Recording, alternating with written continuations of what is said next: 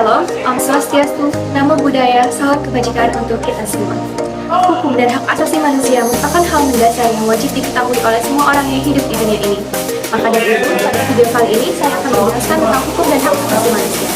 Sebelumnya, perkenalkan, nama saya Putri Anjali Intan. Saya merupakan siswi dari SMK Negeri 1 Rancaikek, dan saya berasal dari Kabupaten Bandung. Secara sederhana, hukum adalah peraturan berupa norma dan sanksi yang dibuat untuk mengatur tingkah laku manusia. Dan dari pengertian tersebut dapat disimpulkan bahwa fungsi hukum adalah untuk mengatur tingkah laku manusia serta menentukan mana yang dapat dilakukan dan mana yang dilarang. Berdasarkan bentuknya, hukum terbagi menjadi dua, yakni hukum tertulis dan hukum tidak tertulis. Hukum tertulis ialah hukum yang dicantumkan atau ditulis dalam perundang-undangan. Hukum tertulis yang sudah dikodifikasikan adalah hukum tertulis yang penyusunannya secara sistematis, lengkap, teratur, dan telah dibukukan sehingga tidak perlu adanya peraturan pelaksanaan. Contohnya adalah KUHP, KUHPDT, dan KUHD. Sedangkan hukum tidak tertulis yaitu hukum yang tidak dituangkan atau dicantumkan dalam peraturan perundang-undangan.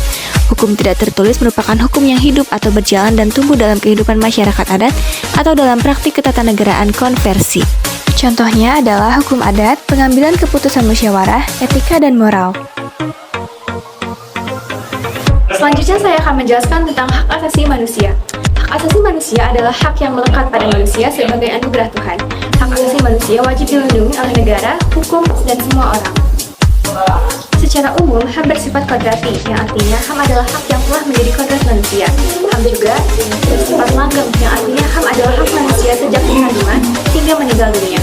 Selain itu, HAM juga bersifat universal, yang artinya HAM secara umum berlaku di seluruh dunia dengan tetap menghormati adat istiadat dan budaya negara masing-masing. Ada 30 HAM yang tercakup dalam isi pasal Deklarasi Universal HAM yang telah diterima dan diumumkan oleh Majelis Umum PBB pada tanggal 10 Desember 1948. Di antaranya adalah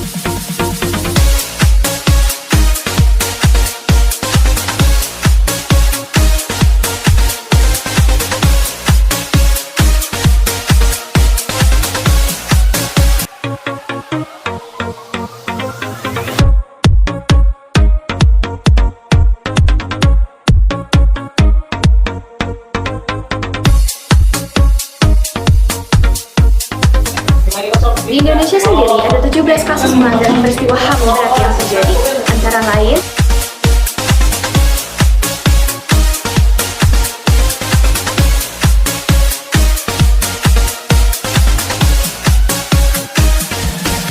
seluruh peristiwa tersebut sudah diselidiki oleh Komnas HAM. Meskipun beberapa kasus telah diadili, masih ada tantangan dalam memastikan keadilan sepenuhnya bagi korban dan menghindari terulangnya pelanggaran HAM di masa depan. HAM memastikan bahwa pemerintah atau pihak berkuasa tidak dapat semena-mena atau sewenang-wenang dalam menggunakan kekuasaan mereka. Oleh karenanya, setiap individu bertanggung jawab dalam penegakan HAM. Untuk itu, setiap orang berkewajiban mengakui dan menghormati hak asasi orang lain tanpa terkecuali. Contoh upaya pencegahan pelanggaran HAM yang dapat dilakukan adalah: yang pertama, pendidikan karakter. Yang kedua, mempelajari undang-undang HAM dan metode penegakannya.